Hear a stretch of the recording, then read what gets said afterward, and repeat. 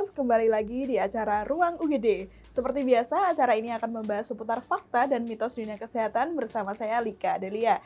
Dan saat ini saya sudah bersama dengan Dr. Alia Kusuma Rahman. Ya, Dr. Alia ini akan menjadi narasumber kita hari ini. Dr. Alia merupakan dokter umum kelahiran Jakarta 14 September 1990. Merupakan lulusan dari Universitas Yarsi Jakarta dan pernah bertugas sebagai dokter umum di Klinik Kimia Farma Pusat, Rumah Sakit Ananda Bekasi, Klinik Kementerian Kelautan dan Perikanan, dan saat ini bertugas menjadi dokter umum di Halodoc. Nah dokter, hari ini kita akan membahas tentang fakta dan mitos dari antibiotik. Bener nggak sih jika antibiotik itu merupakan obat dari segala obat? Kan banyak masyarakat yang beranggapan jika sakit langsung membeli antibiotik sebagai obatnya. Kita langsung tanya aja kepada Dokter Alia, bener nggak sih jika antibiotik itu merupakan obat dari segala obat? Tentu saja tidak ya, karena antibiotik adalah obat untuk mengobati penyakit yang disebabkan karena bakteri gitu. Jadi tidak semua penyakit itu harus diberi antibiotik. Dan rata-rata itu kayak penyakit pilek atau batuk hanya beberapa hari itu karena disebabkan karena virus saja. Dan kalau bisa disebabkan karena virus itu biasanya dia akan sembuh dengan sendirinya atau self-limiting disease gitu. Mungkin bisa dijabarkan dok, penyakit seperti apa sih yang biasanya bisa diobati dengan antibiotik tuh? Antibiotik itu diberikan pada kasus di mana dia sudah pasti penyebabnya adalah infeksi bakteri. Contohnya di kehidupan sehari-hari apa? Bisa dilihat dulu dari gejalanya, dia ada demam tinggi atau tidak, terus dari pemeriksaannya pastinya, dari pemeriksaan penunjangnya seperti lab. Kalau misalnya di labnya leukositnya tinggi, itu berarti kemungkinan disebabkan karena bakteri. Misalnya dia keluhan di urinnya, urinnya juga terdapat leukosit yang tinggi, itu bisa disebabkan karena bakteri. Jadi harus ditentukan dulu nih dia benarkah dia disebabkan oleh bakteri gitu. Berarti ternyata nggak semua penyakit bisa disembuhkan dengan antibiotik ya dok? Tentu tidak. Nah itu Tribuners, ternyata antibiotik itu nggak bisa menyembuhkan segala penyakit, dan itu emang antibiotik cuma khusus untuk menyembuhkan penyakit yang disebabkan oleh bakteri. Ini dok, ada temen yang tiap anaknya sakit pasti selalu diberikan antibiotik tanpa tanya ke dokter. Dia selalu beli antibiotik di apotik gitu. Nah, bener nggak sih langkah seperti itu? Itu fatal banget ya kalau misalnya benar-benar ada orang tua yang sedikit-sedikit anaknya dikasih antibiotik, sedikit-sedikit dan anaknya dikasih antibiotik.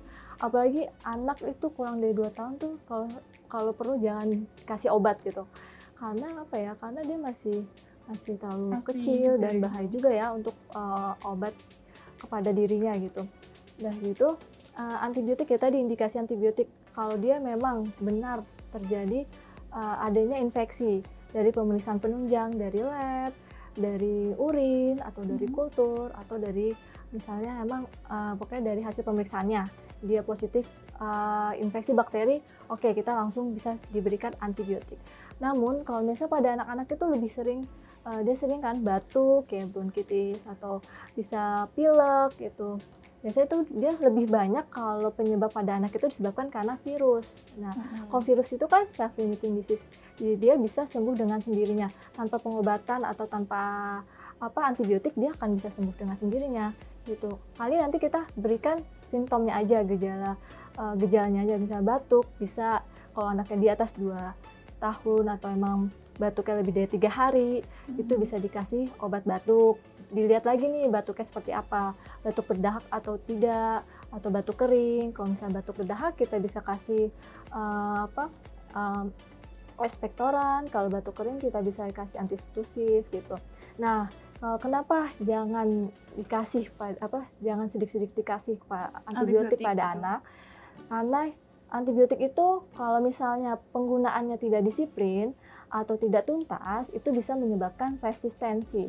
Resistensi itu apa? Jadi kekebalan bakterinya itu nanti semakin kuat di dalam tubuhnya. Jadi nanti misalnya besok dia sakit atau lebih parah lagi, obatnya tidak bekerja. Jadi kan kasihan ya. Gitu berarti sebenarnya salah besar ya dok Banget, kalau iya. misal kita beli antibiotik di apotek gitu Oh, tanpa iya. resep dokter gitu ya. Mm-mm. Efek sampingnya apa nih kira-kira? Misal aku sakit terus ke apotek tanpa resep dokter gitu, ada efek samping yang parah nggak gitu? Ya, efek sampingnya. Kalau misalnya kita beli obat tanpa kita anamnesa dulu gitu kan, kita kan nggak tahu ya, nanti kita udah memberikan obat, pertama indikasinya tidak benar, obatnya juga salah. Yang paling fatal nanti bisa terjadi alergi. Karena antibiotik itu tinggi sekali untuk alerginya. Kalau misalnya nanti dia alergi, ya kalau bisa bahaya bisa jadi shock, ya kan? Bisa jadi dia nanti penurunan kesadaran, itu yang paling parah gitu. Terus ya untuk yang minimal mungkin efek sampingnya bisa pusing, mual, muntah, fotosintesis, jadi kayak gangguan pada penglihatan, terus ada batu ginjal, dan bisa terjadi ya infeksi jamur karena flora normal di dalam tubuhnya itu sudah dihilangkan karena pemberian antibiotik. Karena kita juga butuh flora normal di dalam tubuh kita. Berarti bisa mematikan jamur dalam, mematikan flora normal. normal gitu. Terus kalau misal jika kita mengkonsumsi antibiotik terus mengalami gejala itu, dok, apakah harus berhenti gitu? Ya, segera ke dokter. Nanti dari dokter yang akan memberikan terapi selanjutnya. Berarti bisa memicu alergi juga ya? Oh, sangat tinggi sekali. Gitu. Dok, kan biasanya dokter, ini kalau resep dokter ya kalau ngasih obat ke kita yang lagi sakit itu biasanya harus dihabiskan. Tapi kan kebanyakan orang kadang, aduh aku lupa nih nggak minum ini, terus dan aku juga kayaknya aku udah sembuh nih, aku ngerasa udah sembuh gitu, udah nggak usah minum lagi gitu. Ngefek nggak sih ke depannya dok? Ya, jadi itu pemberian antibiotik kita harus disiplin, terus lalu pemberiannya harus sesuai dengan jangka waktu yang diberikan oleh dokter. Misalnya diberikan 3 hari atau 5 hari, ya harus dihabiskan selama itu. Kenapa? Walaupun badan kita sudah sembuh ya, terasa gitu. sembuh ya, yaitu takut terjadi resistensi atau kekebalan dari si bakterinya itu. Jadi untuk pengobatannya kalau misalnya belum tuntas itu, yaitu bakteri juga belum mati sebenarnya, cuman gejala sudah mulai membaik. Jadi untuk menuntaskannya itu antibiotik harus dihabiskan. Tapi kalau tambah resisten itu berarti nanti dosisnya naik lagi? Bukan dinaik lagi, mungkin nanti kita akan mengganti antibiotik yang lain, itu golongan lain yang cocok, yang sesuai dengan indikasinya. Nanti kalau misalnya lama-lama dia udah resisten A, resisten B, resisten C, resisten semuanya, dokter mau ngasih apa? Terus gejala makin berat, kita makin udah nggak bisa udah tidak bisa diberikan antibiotik sama sekali gitu. Jadilah sepsis. Nah, sepsis itu udah infeksi yang paling maksudnya udah banyak infeksi dalam tubuh kita. Karena obat udah nggak bisa masuk gitu. Bisa menyebabkan kematian gitu? Sangat bisa kalau udah sepsis. Sangat bisa ya? Iya. Jadi mungkin dari batuk kecil ringan dikasih antibiotik? Ya mungkin nggak saat ini, mungkin nanti kita 10 tahun ke depan, 20 tahun ke depan, karena efek sebelum-sebelumnya kita suka lalai penggunaan antibiotik, nanti di hari tua kita udah resisten ya antibiotik gitu, terus kita tiba-tiba jatuh sakit, obat udah nggak mempan lagi. Ngeri ya?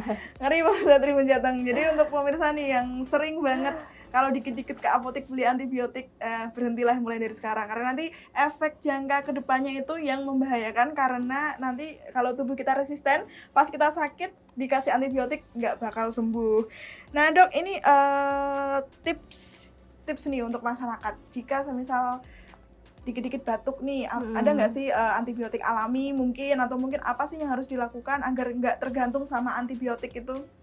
Ya, jadi sarannya kalau misalnya baru nih keluhannya anak atau siapapun ya, ada batuk, ada pilek gitu kan, demam kurang dari 3 hari, itu jangan langsung kasih antibiotik atau beli antibiotik ya. Jadi pertama kita tanganin dari pola makannya dulu, makan yang sehat, bergizi, istirahat yang cukup, hindari makanan-makanan yang mencetuskan terjadinya batuk, kayak misalnya gorengan, terus kayak yang penggurih-penggurih gitu kan. Terus kedua, kalau misalnya memang karena juga rata-rata penyakit kayak flu, batuk baru awal-awal itu disebabkan karena virus. Jadi balik lagi, kalau virus itu dia bisa sembuh dengan sendirinya. Lalu kalau misalnya udah nih batuknya parah, terus habis itu batuk lendirnya kental, warnanya hijau, demam tinggi, itu saya sarankan segera ke dokter untuk pemeriksaan gitu. Oke, terima kasih Dokter Ali atas pemaparannya hari ini. Nah, untuk pemirsa Tribun Jateng nih, berhenti untuk membeli antibiotik sembarangan ya tanpa resep dokter, karena nanti ditakutkan akan menjadi resisten di tubuh kalian. Nah, di episode selanjutnya kita akan membahas tentang fakta dan mitos dari penyakit cacar. Bagi Tribuners yang ingin bertanya atau ingin mengusulkan topik yang ingin kita bahas, bisa langsung komentar di kolom video, di kolom komentar di bawah ini, atau bisa komentar di postingan poster selanjutnya. Dapatkan info seputar dunia kesehatan hanya di Facebooknya tribunjateng.com atau di channel YouTube Tribun Jateng. Saksikan terus Ruang UGD. Salam sehat, salam cerdas. Bye.